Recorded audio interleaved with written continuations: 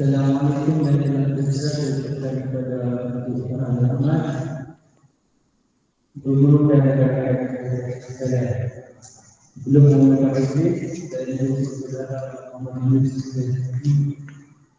untuk urusan saya.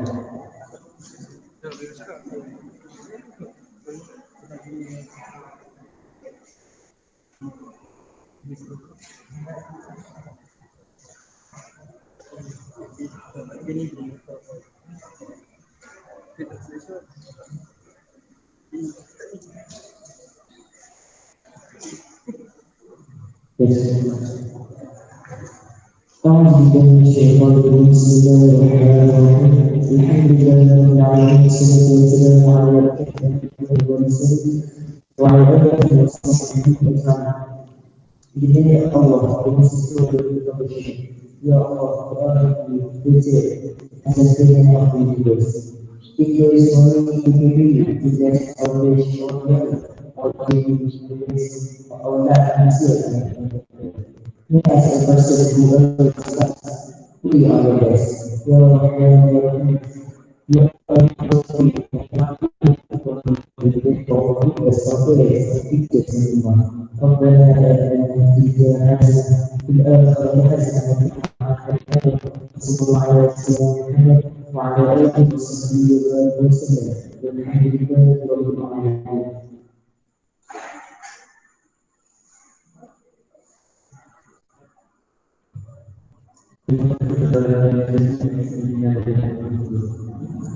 untuk kita pada hari ini saya ibu dana itu mencairkan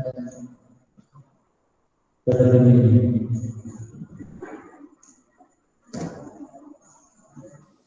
Assalamualaikum warahmatullahi wabarakatuh. Apa khabar semua? Sihat? Okey, alhamdulillahirabbil wassalatu wassalamu ala asyrafil anbiya'i wal mursalin wa ala alihi wa sahbihi ajma'in. Subhanaka la ilma lana illa ma 'allamtana innaka antal alimul hakim. Rabbi shrah li sadri wa yassir li amri wahlul 'uqdatam min lisani yafqahu qawli. Pertama sekali saya ucapkan ratusan, ribuan dan jutaan terima kasih kepada pihak sekolah kerana sudi jemput saya. Berikan tepukan kepada pihak sekolah anda. Come on.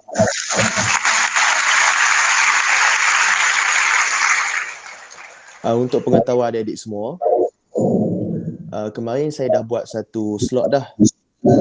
Dan hari ini merupakan slot kedua kita bersama dengan pelajar-pelajar yang lain pula. Jadi saya harap kita dapat bersama-sama dalam program ni sampai habis, dan insya-Allah mudah-mudahan apa yang kita kongsikan pada pagi ini akan mendapat keberkatan dan mudah-mudahan mampu untuk membantu anda serba sedikit, insya-Allah. Baik, saya nak tanya, siapa sini yang dia pernah dengar ceramah saya angkat tangan?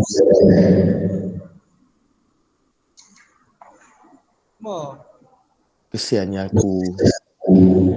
Aku ingat aku famous dah. Siapa yang tak pernah jumpa, tak pernah dengar langsung ceramah saya angkat tangan? Turun tangan. Tak sampai hati nak tengok.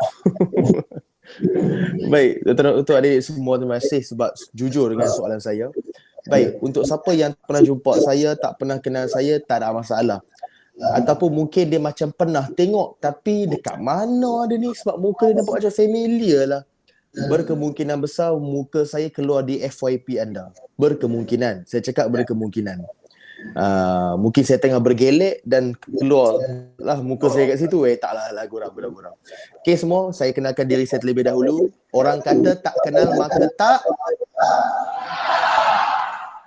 salah. Tak kenal maka tak kenal. Okey. Buat apa nak bercinta dengan awak ya? Baik. Untuk pengetahuan anda semua, nama saya seperti dalam IC Muhammad Farhan bin Rahmat. Tetapi pelajar-pelajar sekolah selalu panggil saya dengan 3 panggilan. Pertama, boleh panggil saya Abang Farhan. Cuba panggil semua. Saya tengok orang lelaki je yang dengar suara tu, orang perempuan tak dengar lah. Kenapa ya? Oh, saya lupa. Orang perempuan ni, dia ada prinsip. Apa prinsip dia? Aku takkan panggil seorang lelaki tu abang selagi tak ada hubungan yang sah dengan dia. Bleh. Kan? Tapi orang lelaki tak ada masalah. Dia okey je panggil abang. Sebab tu dia okey je kan. Nak panggil apa-apa pun. Yang kedua boleh panggil saya Abang Pak An. Cuba panggil semua. Saya dah mula dengar suara budak-budak perempuan dah. Maknanya mereka mula memberikan hati mereka kepada saya. Oh, okey. Dan panggilan ketiga, yang ni panggilan yang paling ramai sekali orang panggil dekat sekolah-sekolah, iaitu Abang An. Cuba panggil semua. Baik. So, awak boleh pilih nak panggil saya yang pertama ke, yang kedua ke, yang ketiga. Tak ada masalah. So, saya bekerja sebagai seorang penceramah motivasi dan juga penulis buku motivasi. Dan saya juga adalah buat bisnes sikit.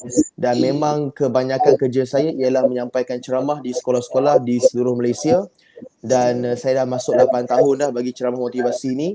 Dan saya kira-kira balik, kalau ikutkan saya dah ceramah lebih dari 1,000 buah sekolah yang berada di seluruh Malaysia. Saya pun ceramah dekat poli, ceramah dekat sekolah menengah pula MRSM, macam-macam lah. So banyak jabatan yang saya dapat.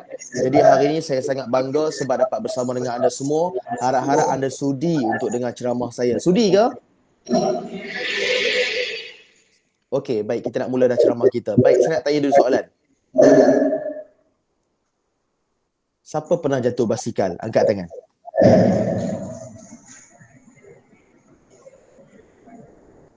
Turun tangan. Siapa pernah jatuh cinta? Angkat tangan. Alamak, yang ni yang malu nak mengaku ni. Dah lah nak angkat tangan, tengok orang kita suka pula. Alamak, sakit hati. Dah lah tak cinta tak terbalas kan. Ada orang yang suka orang tu kata apa, kita kan kawan. Alah, kena friendzone pula. Kan? Kesian. Baik, kenapa saya cakap tentang isu jatuh? Sebab ramai orang yang mana dia tak sanggup untuk jatuh dalam kehidupan dia. Tapi kalau kita bincang balik tentang isu jatuh basikal, kadang-kadang kita sebagai kanak-kanak, yelah, ada orang yang dia naik basikal bermula pada usia dia 4 tahun, ada orang yang 3 tahun pun dah nak start naik basikal, macam-macam lah. Ramai orang yang dia pernah jatuh basikal lah. Tapi ramai juga orang yang lepas jatuh, dia still naik basikal tu macam biasa. Sebab apa? Sebab dalam kehidupan kita, adik-adik sekalian, jatuh itu perkara biasa. Tapi satu je perkara yang kita kena faham tentang jatuh ni. Kalau kita kerap kali jatuh dan jatuh disebabkan perkara yang sama ataupun sebab yang sama, kita boleh dikira sebagai orang yang bodoh. Sebab apa? Sebab kita dah pernah jatuh sebab perkara tu, kemudian kita ulang balik buat perkara tu, jatuh lagi sekali, maknanya kita tak belajar dari kesilapan. Ramai orang yang dia nak berjaya, ramai orang yang dia nak sukses, dia nak cemerlang dalam hidup dia, tapi dia lupa dia sendiri yang telah menggagalkan usaha tersebut. So, tajuk pada hari ini yang saya nak kongsikan dengan anda semua bukan tentang jatuh ataupun bangun kita. Jatuh tu hanya permulaan untuk saya nak sampaikan apa yang saya nak cerita pada pagi ni. Tajuk ceramah saya pada pagi ni ialah self-sabotage ataupun sabotage diri. Saya nak tanya, apa maksud sabotage? Menurut pendapat awak? Kalau siapa yang ada jawapan, boleh datang ke depan, jawab dekat depan laptop ni. Ada siapa-siapa nak jawab? Ni abang kita yang baju oranye ni kat depan ni. Tak apalah, dah jadi MC cukup lah kan. Okey. Menurut Kamus Dewan edisi keempat, sabotage ni bermaksud usaha menggagalkan apa yang musuh kita nak lakukan. Tapi kalau tanya tentang sabotage diri, Maksud sabotaj ialah usaha untuk menggagalkan segala yang diri kita impikan dan diri kita nak lakukan. Ramai orang diingat orang lain punca kepada kejatuhan dia. Tapi dia lupa sebenarnya yang buat kita jatuh ialah diri kita sendiri. Okey, saya nak tanya. Siapa pernah rasa diri dia bodoh? Angkat tangan.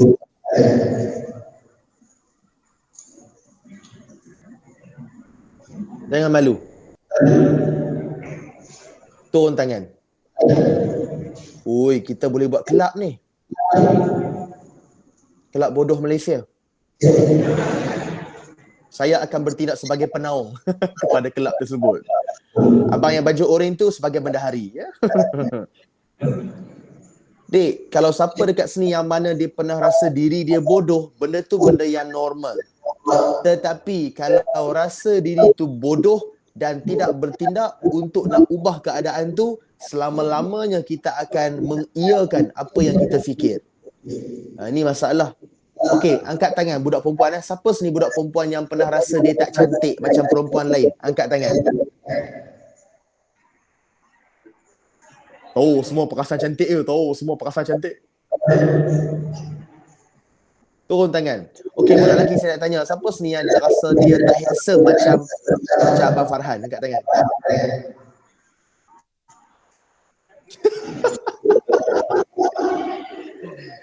Okey, turun tangan. Tak, saya gurau je. Dek, kalau siapa yang dia pernah rasa dia bodoh, dia rasa dia tak handsome, dia tak pernah, dia rasa dia tak cantik dan sebagainya, sebenarnya itu benda yang normal dalam kehidupan kita. Tapi perkara macam itulah yang mana menyebabkan kita lagi lama lagi sabotaj diri kita. So pada pagi ni abang nak share apakah 3 perkara yang mana kita boleh declare kita telah sabotaj diri kita. So kalau you nak ambil pun tak ada masalah, you nak catat apa semua pun tak ada masalah, sebab saya nak berikan 3 perkara ni. Dan 3 perkara ni terbukti memang akan membuatkan anda sabotaj diri anda. Dahlah kita nak menuju kejayaan, tapi kita pula duk sabotaj diri kita. Nombor satu, orang yang sabotaj diri ialah mereka yang mana suka melabel diri sendiri dengan label yang negatif. Kita nak berjaya, tapi kita asyik tak habis-habis cakap tentang keburukan diri kita. Bukan setakat pada diri kita seorang, tapi duk cerita benda tu pada orang lain. Weh, aku ni bodoh lah, weh, aku ni teruk lah, weh, aku ni tak pandai lah macam orang lain. Benda ni sebenarnya akan set dalam pemikiran kita bahawasanya kita memang orang yang begitu. Ingat didik semua, apa kita fikir, apa kita kata akan menjadi satu doa dan akan menjadi satu realiti jika kita tak mengubah cara fikir dan cara kita menyebut. Ramai orang dia suka cakap benda-benda yang buruk pasal diri sendiri. Konon-konon cakap apa? Sedar kelemahan diri, sedar keburukan diri. Bagi saya, sedar tentang kelemahan diri bukan dengan cara kita duk sebut benda tu berulang kali. Kita kena faham yang kita ada kekurangan dan kita kena ambil jalan macam mana kita nak ubah perkara tu. Itu baru betul. Ramai orang yang dia suka label diri dia. Umpama awak ambil sticky notes, awak tulis dekat atas sticky notes tu perkataan-perkataan yang negatif, awak tempek dekat muka awak. Makin lama makin banyak awak tempek. Sebenarnya awak bukan selindung dengan keburukan awak. Awak menunjukkan pada khalayak ramai keburukan dan kelemahan awak. Itu yang tak betul. So itu yang pertama. Yang kedua, apa yang buat kita sabotaj diri kita? Nombor 2 ialah buat perkara yang mana sia-sia ataupun lara. Kalau siapa yang dia pernah dengar dalam Al-Quran ada satu surah. Surah tu nama dia surah Al-Mu'minun. Bismillahirrahmanirrahim. Qad aflahal mu'minun. Kalau siapa yang dia pernah dengar surah ni cerita tentang apa ni? Surah ni dia cerita tentang ciri-ciri mukmin berjaya. Dan kalau siapa yang dia baca tafsir, ada beberapa ciri yang mana nak menjadikan kita berjaya. Yang pertama, mendirikan solat dengan khusyuk. Nombor 2, Allah remind kita dalam Al-Quran. Siapa yang dia nak berjaya, nombor 2, mereka yang mana meninggalkan perkara yang lara, yakni sia-sia. Apa perkara yang sia-sia? Perkara yang mana membuatkan kita langsung tidak ada keuntungan apabila kita buat benda tu. Ada orang tanya saya, abang, main game tu benda yang sia-sia tak? Abang, dengar lagu tu benda yang sia-sia tak? Abang, tengok Netflix, tengok movie tu benda yang sia-sia tak? Bagi pendapat saya mudah je. Kalau kita dengar lagu, tengok movie, main game, dalam masa yang sama, kita sedar tentang kewajipan kita sebagai seorang hamba Allah, sebagai seorang anak, sebagai seorang pelajar, saya rasa tidak ada isu perkara tu jadi sia-sia. Sebab ada orang yang digunakan hiburan untuk dia nak jadikan me time. Tak ada masalah. Ada orang suka dengar lagu Korea. How you like that? Tak ada masalah. Dengar je. Tapi ramai orang yang dengar lagu Korea, tengok drama Korea, main game, dah lah main game yang senang. Main game PAU. Lepas tu semayang pun dah. Macam mana? So inilah antara sebab-sebab kenapa ramai orang sabotaj diri dengan cara buat perkara yang lara, yakni sia-sia. Ni belum kita sembang lagi pasal isu isap rokok, isap vape, isap pot, isap dadah, tengok video-video pornografi. Benda-benda ni sekarang benda yang sangat hype. Ramai orang yang tengah cakap isu ni, tak kisahlah dekat mana-mana media sosial pun. Jadi adik-adik semua, hati-hati, jangan sampai kita tergolong dalam golongan orang yang buat perkara yang lara, iaitu sia-sia. Okey. Nombor 3, terakhir. Apa ciri orang yang sabotaj diri dia sendiri? Nombor 3 ni, saya yakin, saya percaya mesti ada orang yang dia pernah buat. Bila dia dengar apa yang saya sebut nanti, ada orang yang dia akan menyesal sikit. Macam, aduh, menyesalnya aku. Nombor 3, apa yang buat kita sabotaj diri kita sendiri? Nombor 3 ialah melepaskan peluang yang pernah hadir dalam hidup kita. Satu je yang saya pegang, dik. Sebenarnya kan, saya pagi ni tak naklah ceramah sangat. Saya cuma nak buat sharing je sebenarnya. Sebenarnya kan dalam hidup kita ni, ada setengah perkara tu, ataupun peluang tu, Allah hadirkan sekali je. Allah tak bagi banyak kali. Tapi disebabkan kita fikir yang benda tu akan datang selalu, akan datang kerap, benda ni lah yang akan buat kita rasa sangat-sangat down. Sebab tu bila kita ada peluang, kita ada ruang untuk buat benda tu, Allah izinkan perkara tu berlaku, kita kena sedar yang apa yang kita dapat itu rezeki yang Allah bagi. Dan kita kena ambil peluang, ambil betul-betul ruang yang ada untuk kita buat benda tu dan ambil benda tu dan manfaatkan dia. Sebagai contoh, kalau dekat rumah kita kan, apa peluang yang kita ada? Agak-agak awak? Dekat rumah kita, peluang apa yang kita ada dekat rumah tu? Ya, cuba jawab lah. Pelajar-pelajar seorang dengan sains ke pasu, apa?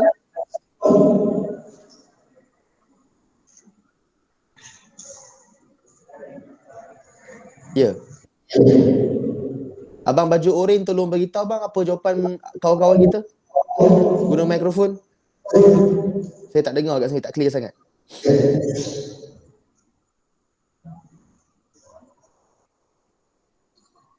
Ataupun abang ada jawapan, abang sendiri yang cakap. Ala-ala ada mikrofon tu.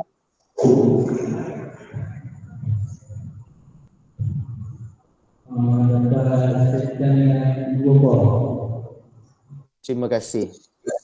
Ibu bapa. Saya nak tanya sikit boleh tak? Siapa sini yang ayah atau mak dia dah meninggal dunia? Angkat tangan.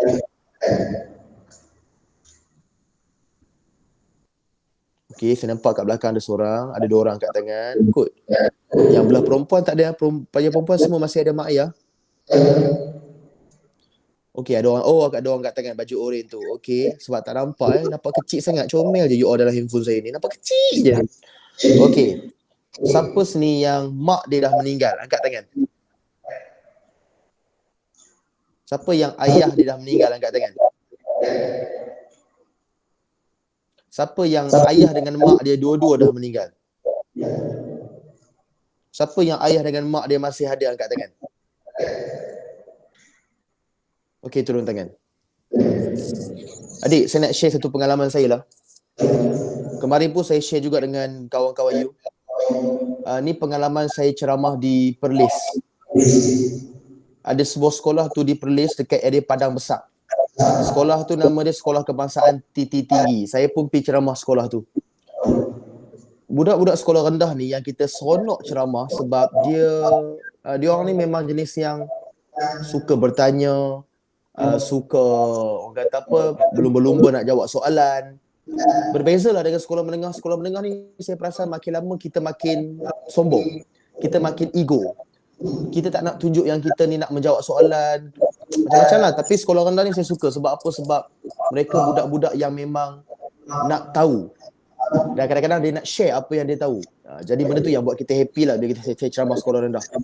Tapi sekolah rendah ni yang paling masalah ialah cakap dia tu banyak sangat. Kan? Saya nak tulis nota kat depan pakai whiteboard, kan?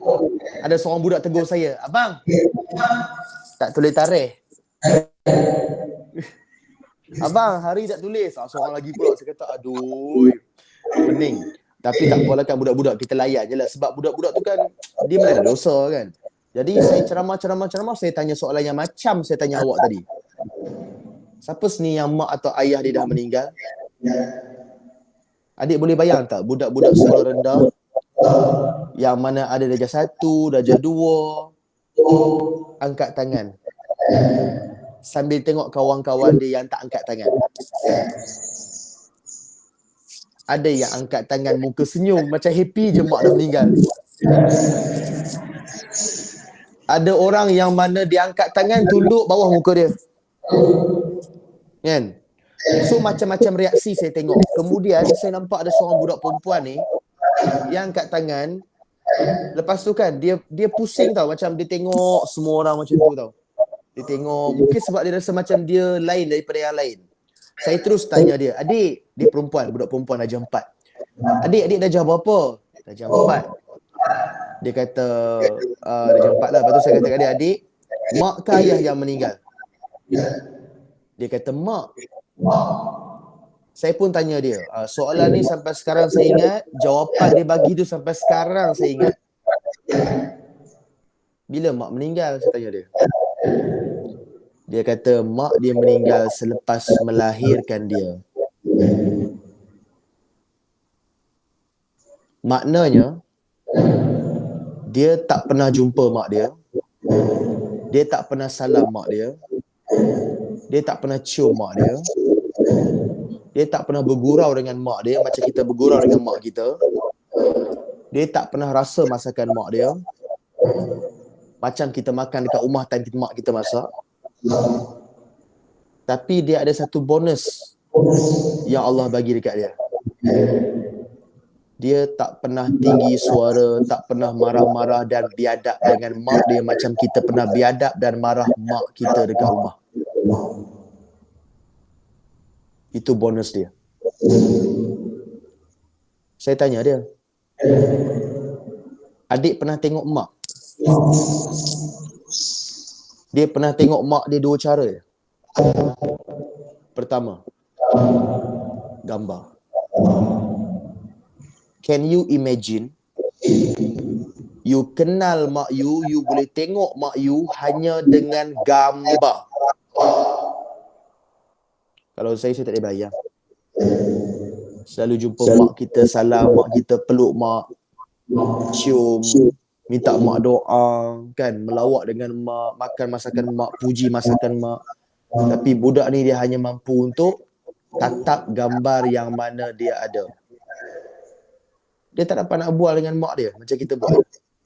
Ada orang di zaman sekolah setiap minggu call mak dia pakai public phone, cakap dengan mak dia. Tak apa pakai phone dia sendiri lah kan, cakap dengan mak dia. Tapi budak ni dia tak dapat nak berbual dengan mak dia. Kesian. Kedua, macam mana cara dia kenal mak dia? Dia kenal mak dia melalui kisah-kisah yang orang cerita dekat dia. Dulu mak adik pandai masak, masakan mak adik sedap. Tapi persoalan dia pernah makan ke masakan mak dia?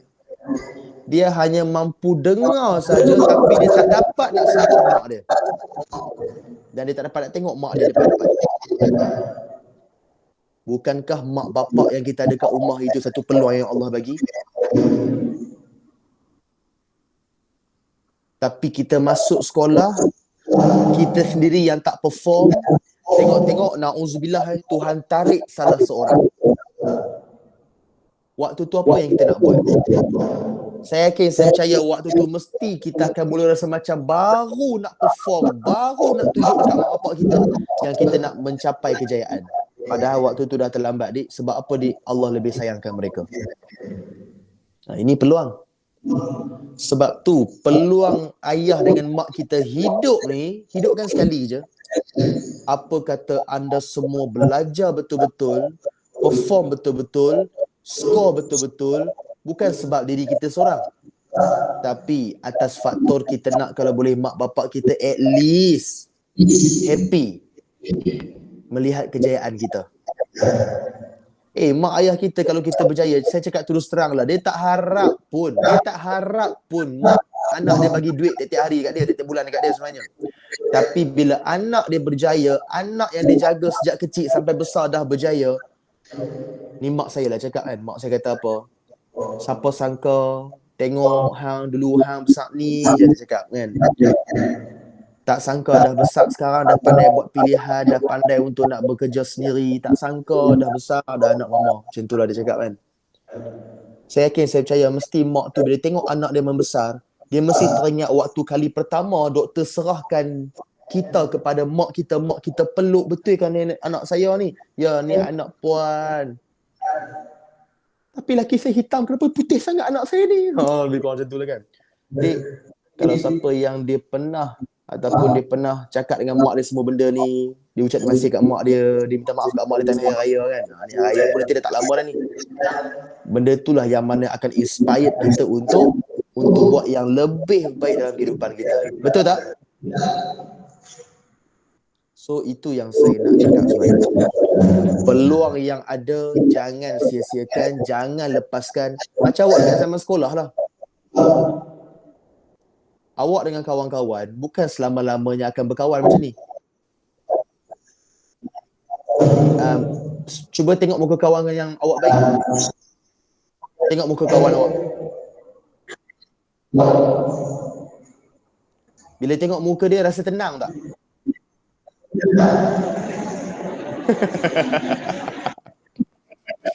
Ada orang yang tengok muka kawan dia, aku tengok muka hang ni teringat neraka. Tak nampak soleh dan soleha langsung. Asyik mengingatkan tentang perkara-perkara yang haram je, kan? Tapi ada orang yang mana bila tengok kawan dia, ya Allah, teringat Allah Subhanahu Wa Taala. Orang macam ni jangan buang. Orang macam ni kalau boleh simpan dan sentiasa kita jadikan sebagai kawan yang memberikan kita nasihat. Itu betul peluang. Kawan yang baik itu peluang. Rezeki Allah bagi. Kawan yang membantu itu pun peluang Allah bagi. Kalau kita tak jaga betul-betul, kita sendiri yang sia-siakan. Kawan yang macam tu belum tentu kita akan dapat semula, walaupun kita mati hidup semula. Jadi kita kena jaga betul-betul. Okey? Baik, itu tiga ciri orang yang sabotaj diri sendiri. Dapat tak semua tiga tu? Boleh ulang balik. Yang pertama apa? Suka label diri sendiri dengan label yang negatif ke positif? Baik, yang kedua apa ciri orang yang sabotaj diri? Ya, suka buat perkara yang sia-sia ataupun lara. Perkara sia-sia tu yang bermanfaat ke tak bermanfaat, dik? Tak ada manfaat, tak ada keuntungan. So better kita tinggalkan terus. Okey, yang baru je kita sembang tadi. Apakah ciri ketiga orang yang sabotaj diri? Ya, melepaskan peluang yang dia ada, yang dia dapat. Sebab dia kena sedar peluang bukan datang selalu. Kadang-kadang peluang itu hanya datang sekali sahaja seumur hidup kita. Okey? Baik, adik-adik semua. Saya rasa saya kena ceramah sampai pukul 10.30 kot. Sepatut tadi pukul 9 saya mula, tapi ada masalah sikit sambungan internet kat rumah saya ni. Minta maaf sebab buat awak tertunggu-tunggu. Baik, adik-adik semua, saya nak teruskan ceramah saya. Adik, untuk kita nak berjaya sebenarnya bukan senang tau. Kita perlu nak lalui bermacam-macam dugaan untuk sampai tempat tu. Sebab apa, Dik? Saya masih ingatlah ustaz saya cakap. Dan benda ni memang ada tertulis dalam Al-Quran. Jangan kata kamu beriman selagi kamu belum diuji. Rupa-rupanya ujian yang Allah beri, ujian yang Allah bagi, itu tanda kita ini memang orang yang beriman kepada Allah Subhanahu Wa Taala. Allah uji, belajar sikit tak mampu nak faham. Allah uji sikit, kadang-kadang mak bapak kita bergaduh. Allah uji kadang-kadang kawan-kawan kita palau kita. Allah uji kadang-kadang result kita tak macam yang kita nak. Sebenarnya itu ialah tanda Tuhan kasih dan sayang kepada kita. Ustaz saya pernah bagi tahu tau, adik-adik semua. Kalau kita bahagia sangat sampai tak ada ujian, ada tau orang yang mana setahun hidup dia happy, tak pernah diuji langsung. Ustaz saya kata, orang macam ni kena hati-hati. Dia dalam keadaan bahaya. Sebab apa, Dik? Berkemungkinan besar lah dia tak ada dalam pandangan Allah Subhanahu Wa Taala. Maksudnya Allah tak ingin pun nak pandang dia sebagai hamba. Mungkin atas faktor dia banyak buat benda-benda yang melanggar hukum hakam agama. Disebabkan itulah Allah tak turunkan dia ujian. Sebab apa kita kena ingat? Allah uji, Allah sayang. Jadi kalau siapa yang Allah uji itu sebenarnya, you kena syukur. Sebab apa? You dalam pemerhatian dan dalam pandangan Allah Subhanahu Wa Taala. Cuma satu je yang kita kena sedar. Apabila Allah bagi kita ujian, Allah bagi kita masalah, ingat pesan saya dia, ingat sampai bila-bila. Perkara pertama yang kita kena buat ialah minta jalan penyelesaian kepada Allah yang memberikan kita masalah. Kalau kita ambil pendekatan post dekat story IG, apa yang kita hadap, awak kena ingat, Dik, tak semua orang akan doakan yang baik-baik untuk awak tau. Sebab ada orang yang akan suka tengok awak bermasalah. Betul tak? Saya cakap terus terang, Dik, sepanjang saya buat media sosial, saya tak pernah share masalah-masalah yang saya alami dalam Facebook, dalam Instagram, ataupun yang terbaru dalam TikTok pun saya tak pernah share benda-benda yang macam tu. Sebab apa, Dik? Sebab awak kena ingat, ada manusia yang mana suka melihat kejatuhan kita. Ada manusia yang suka melihat kita ni gagal dalam hidup. Kalau boleh, adik-adik semua, post benda yang baik-baik, post benda yang positif, post benda-benda yang mana achievement kita.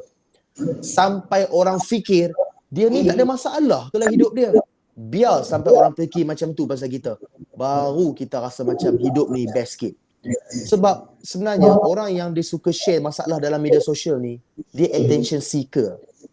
Mungkin dia kurang kasih sayang, tapi bagi saya sebenarnya berkongsi masalah dalam media sosial tidak ada perkara yang positif pun kita akan dapat. Malah orang akan fikir kita negatif je. Sebab apa, Dik? Sebab kita kena ingat, masalah tu bukan untuk dikongsi, tapi untuk diselesaikan oleh diri kita sendiri. Buat apa kita nak share benda tu ramai-ramai sampai orang tahu? You harap apa orang datang pada you untuk nak bantu you? Sorry lah, tak semua yang tahu pasal masalah kita akan bantu kita tau. Tapi dalam doa kita kepada Allah Subhanahu Wa Taala, kan kita dah diuji. Saya nak pesan, ini doa yang saya selalu amal. Apabila anda diuji, apa yang kita kena buat? Jangan pernah miss doa ni. Ya Allah, ya Tuhan, jika dengan ujian yang engkau turunkan ini menguatkan aku, mematangkan aku, ya Allah, bantulah aku untuk menyelesaikannya, ya Allah. Dan jika ada hamba-hambamu yang mampu untuk membantu aku. Ya Allah, hadirkanlah mereka dalam hidupku untuk membantuku. Maknanya, kalau kita doa-doa direct, mungkin Tuhan tak bagi direct masalah tu selesai. Tapi Tuhan hadirkan orang-orang tertentu datang dalam kehidupan kita, bantu selesaikan masalah itu. Ada kan, ada setengah orang yang macam dia doa, ya Allah ya Tuhanku, aku tak pandai lah matematik ni ya Allah, aku tak reti lah ya Allah, bantulah aku ya Allah untuk faham. Tengok-tengok ada kawan baik kita dalam kelas, tanya kita soalan. Weh, faham tak tu? Kau okey tak ni? Kau nak aku ajar? Itu ialah rezeki yang mana memang Allah bagi direct pada kita. Cuma ada setengah orang yang bodoh sombong. Tak apa, aku okey. Biasalah aku letih semua. Kawan tu dah nak share. Tuhan nak makbulkan doa kita, tapi kita yang tolak. Sebab tu dik, siapa nak bantu kita, terima. Siapa yang dia nak berkongsi dengan kita, kita raikan. Sebab kita tak tahu dik, orang yang Allah hadirkan pada waktu itu, itulah orang yang mana akan menjawab dan akan membalas segala doa kita. Faham tak maksud saya? Maksudnya dik, Allah akan hadirkan orang-orang yang baik-baik untuk bantu kita. Jadi jangan takut kalau kata kita diuji. Jangan takut kita ni asyik kena macam-macam. Sebab Tuhan sayang kita. Okay? So adik-adik semua, zaman sekolah apa yang selalu Tuhan uji kita? Pertama, Tuhan uji kita dari segi apa? Masa kita. Ada orang yang mana dia rasa macam, ya Allah, kenapa lah bang? Abang 24 jam. Saya pun ada 24 jam juga. Kawan saya pun ada 24 jam. Tapi kenapa saya nak buat macam-macam? Tak sempat bang. Jawapan dia mudah aja. Kita berkemungkinan besar terkena sumpahan masa. Bukankah dalam Al-Quran, dalam surah Al-As, ayat pertama Allah sumpah, wal as, demi masa. Bukankah perkataan demi itu menunjukkan sumpah? Ayat kedua Allah sambung lagi, innal insana lafi khusr. Sesungguhnya manusia itu berada dalam keadaan kerugian. Maknanya dekat dunia ni ramai orang yang mana dia rugi sebab terkena sumpahan masa. Tapi ramai orang dia tak sedar. Ramai orang terlepas pandang. Ayat terakhir, ayat ketiga, Allah bocorkan rahsia. Illal ladzina amanu wa amilus solihat wa tawassaw bil haqq wa tawassaw bis sabr. Ayat ketiga tu Allah bocorkan rahsia siapa yang tak terkena sumpahan masa. Allah mula dengan perkataan kecuali mereka yang beriman, beramal soleh, berpesan-pesan dengan kebenaran dan berpesan-pesan dengan penuh kesabaran. Maknanya apa dik? Orang yang tak terkena sumpahan masa ialah mereka yang mana buat apa yang Tuhan suruh, tinggal apa yang Tuhan larang, dan dia suka berpesan-pesan perkara yang benar dengan keadaan yang sabar untuk nak bantu lebih ramai orang dekat luar sana. Orang macam ni, orang yang mana tidak terkena sumpahan masa, disebabkan tak terkena sumpahan masa, dia ada masa yang banyak untuk nak study, untuk nak hang out dengan kawan-kawan, untuk dia punya me time. Sebab tu ada orang yang dia stres. Sebab apa? Masa dia 24 jam macam orang lain, tapi dia pelik. Rasa macam hidup dia, masa lapang yang dia ada sejam je. Sebab kita dah terkena sumpahan masa. Saya tak tahu sama ada awak terkena ke tak, tapi kalau awak ada rasa macam masa yang awak ada macam tak berapa nak banyak, maknanya ialah kita berkemungkinan besar sudah pun terkena sumpahan masa yang Allah dah remind kita dalam Al-Quran lama dulu. Faham semua? Faham tak semua? Doa-doa lah adik sekarang kan, ya Allah ya Tuhanku, janganlah jadikan aku hamba-Mu yang mana terkena sumpahan masa. Doa banyak-banyak. Mudah-mudahan masa yang kita ada ni Allah berikan kita bermacam-macam ilmu dan juga nikmat yang tak disangka-sangka. Okey? Baik, adik-adik semua, kita nak sampai dekat penghujung lah sebab kita ada lebih kurang lagi 10 minit. Okey? Lagi 10 minit. Awak rehat patut pukul apa? Pukul apa? 5 petang. Oh, 5 petang kalau rehat, ya Allah, koma semua. Semua koma. Tut. Kan? Baik, pukul apa rehat? Abang Majorin. Abang Majorin nama apa ni? Awak nama apa? Firdaus. Tak clear lah.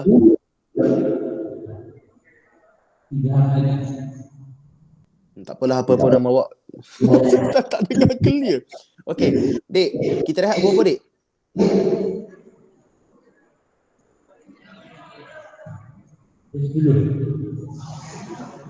Sial, cara dia jawab tu kan. Pukul 10. Memang mengharap sangat nak rehat awal sebenarnya, saya faham sangat. Ramai orang yang nak rehat awal, saya faham. Tapi itulah, tadi kan kita ada masalah sikit. Jadi tak apalah, saya ingat saya mungkin akan berhenti lebih awal sebab saya faham sebagai pelajar yang soleh, pelajar yang cemerlang, bakal straight A SPM, kita patut rehat on time. Tengok muka-muka pun dah nampak lapar. Tengok muka kawan sebelah nampak muka nasi lemak. Tengok muka kawan sebelah ni nampak macam roti. Dah start lapar dah. Kan? Baik, okay semua. Saya nak tutup ceramah saya ni dengan satu cerita yang sangat simple lah. Siapa sini pernah bancuh simen? Angkat tangan. Oh, ada tu yang kat belakang pernah bancuh simen.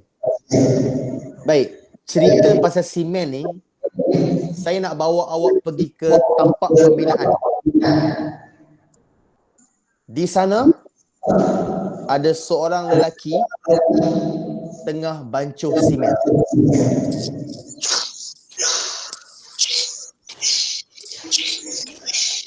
Dia tengah bancuh simen. Lelaki ni dia tengah bancuh simen di tapak pembinaan. Sambil dia tengah bancuh simen tu, ada sesuatu yang berlaku. Dia jumpa duit shilling 50 sen dekat simen yang dia bancuh. Saya nak tanya, kalau awak dah nampak 50 sen dekat simen tu, awak nak tengok saja ke awak nak ambil? Ada orang cakap apa? Saya tak ambil bang, saya bancuh dengan simen-simen tu sekali. Baik. Kalau siapa sini yang dia ambil, okey tak apalah. Lelaki tu dia ambil. Dia kata, "Ui, rezeki 50 sen." Dia pun simpan dalam poket dia. Dia pun sambung bancuh simen. Dia bancuh simen, dia jumpa lagi sekali duit shilling 50 sen. Dah berapa ringgit dah? RM1 dah. Dia pun ambil 50 sen tu, dia masukkan dalam poket dia. Dia bancuh simen lagi. Dia jumpa lagi 50 sen. Dah berapa ringgit dah? RM1.5. Dia bancuh lagi simen. Dia jumpa lagi 5 kupang. Berapa ringgit dah? RM2. Dik, agak-agak main mana duit tu?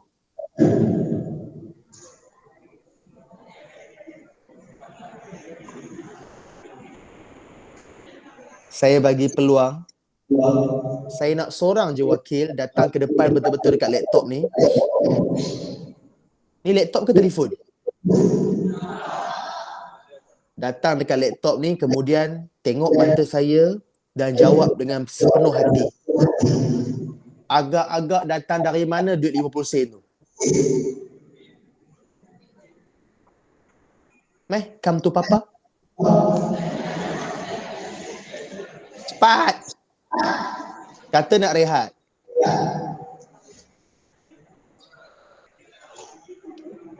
Ya, ada tak? Kalau tak ada, saya tahu nak panggil siapa. Dia duduk depan saya je ni. Warna oren. Tak ada jawapan ke? Agak-agak datang mana duit tu? Serius, tak ada jawapan? Ada ke? Tak ada siapa nak jawab? Okey. Tak apalah. Saya cerita sampai habis je lah. Sebab tak ada orang nak jawab kan. Dik, sebenarnya lelaki tu dia jumpa duit tu sebab okey, masa dia bancuh simen tu ada seorang lelaki duduk di tingkat 5 bangunan dekat belakang tempat dia bancuh simen tu. Siapa lelaki tu? Bos dia. Bos dia nak panggil dia, suruh naik atas. Tapi dia tak dengar. Bos dia pun cuba tarik perhatian. Bos dia lempar duit shilling. Sampai RM2 bos dia lempar, still tak sedar. Bos ni geram. So bila bos dia geram, apa bos dia buat? Bos dia ambil pula batu-batu yang kecil. Bos dia lempar satu persatu. Bukan lempar lah, bos dia lepaskan satu persatu. Satu yang dia baling kena dekat bahu, dia tak perasan sangat. Satu lagi baling kena dekat dia punya belakang, dia tak perasan sangat. Satu yang dia baling tu kena betul-betul dekat topi keselamatan dia, ketepuk. Bila kena dekat kepala dik, kalau awak, saya nak tanya, kalau awak kena benda tu bunyi atas kepala awak, awak akan dongak ke atas ke awak tunduk ke bawah? Confirm awak akan dongak, awak akan tengok benda apa ni? Woi, siapa baling batu ah? Dia tengok atas, apa yang dia nampak? Seorang lelaki tengah cekak pinggang. Woi, woi, woi, woi. Naik atas. Oh, bos dia jerit macam tu. Dia pun, oh sorry bos, saya tak perasan bos. Dia pun naik ke atas. Cerita tu pun tamat. Okey. Cerita dia pendek je. Okey. Apa yang saya nak sampaikan sebenarnya ni? Duit shilling yang jatuh ketika kita tengah bancuh simen tu, okey, itulah simbolik kepada rezeki yang mana Allah berikan, Allah taburkan kepada kita di dunia ni. Kita asyik sibuk kutip, asal nampak kutip, asal nampak kutip, asal nampak kutip.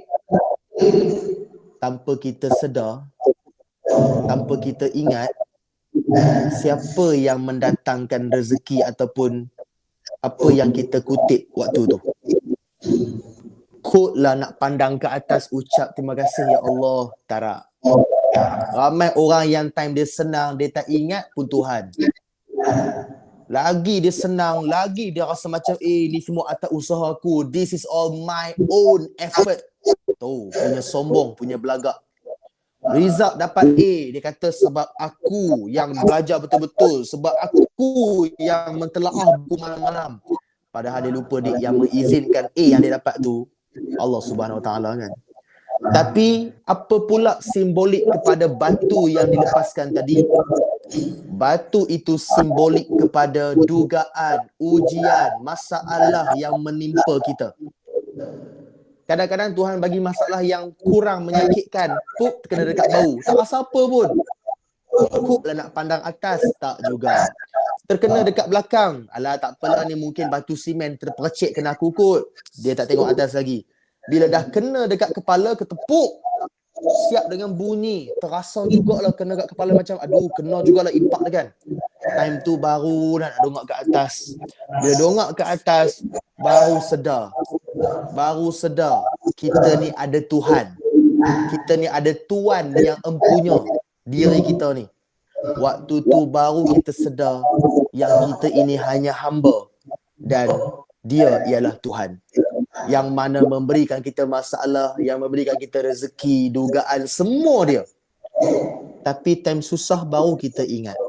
Time susah baru kita syukur. Time susah baru kita nak kembali pada Tuhan. Time susah baru nak nampak sejadah. Time susah baru nak cari telekung. Maksud saya kat sini ialah jangan jadi hamba yang mana time dapat rezeki lupa Allah.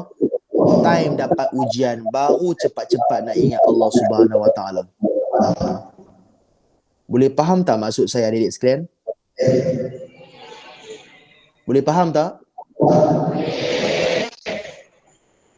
Satu yang awak patut syukur. dalam ramai-ramai orang yang teringin nak masuk sekolah menengah sains Kubang Pasu, awak dapat. Awak patut syukur, dik. Nanti nak cerita dekat anak awak pun rasa bangga. Ayah dulu sekolah menengah sains. Ayah kenal dengan mak dekat sekolah menengah sains lah. Mak hang dulu top student. Ayah pun top juga. Top 3 yang paling bawah sekali. Tak sangka mak hang suka juga dekat ayah. Oh, bila macam tu lah. Rasa bangga cerita dekat anak kata dulu kita sekolah menengah sains. Tapi satu cabaran yang saya nak bagi pada anda semua. Kalau budak SMK biasa boleh dapat straight A, kalau budak sekolah menengah sains tak mampu nak dapat straight A, nak letak mana muka you?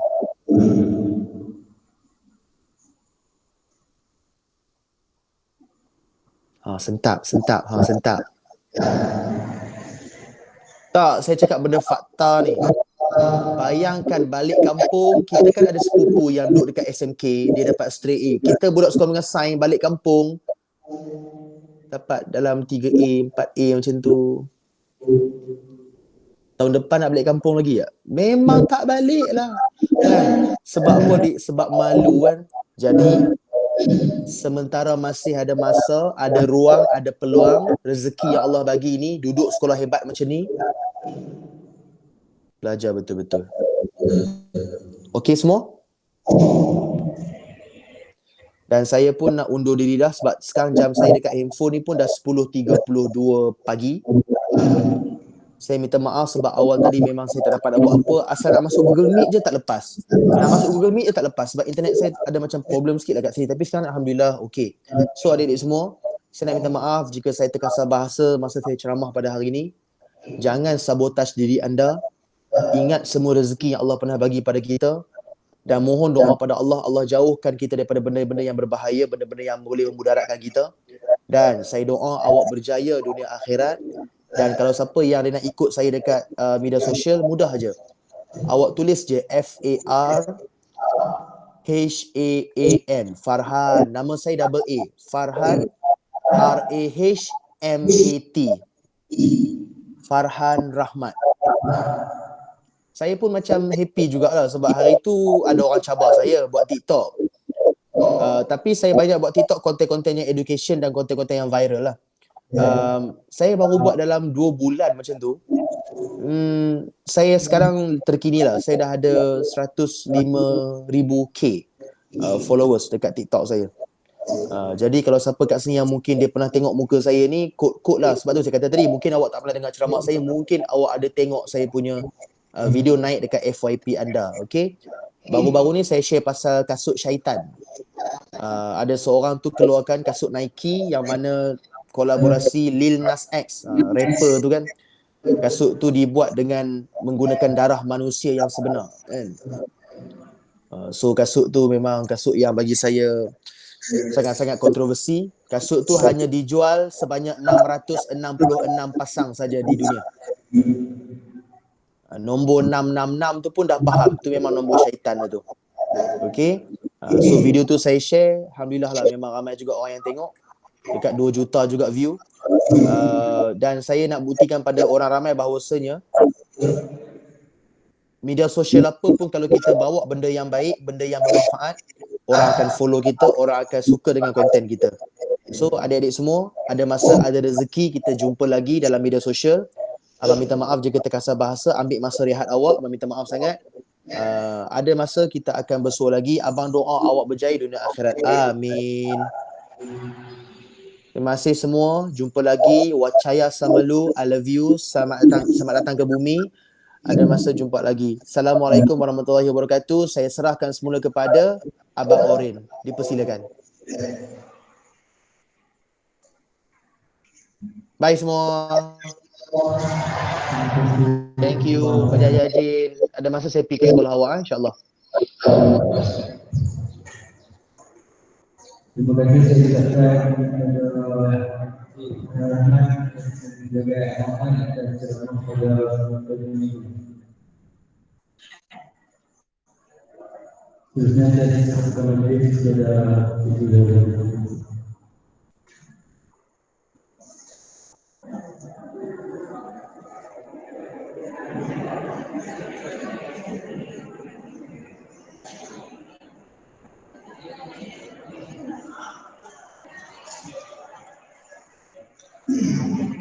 Okay semua, saya keluar dulu.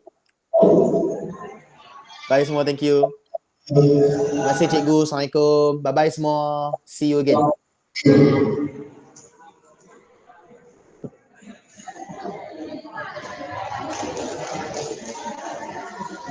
Okey.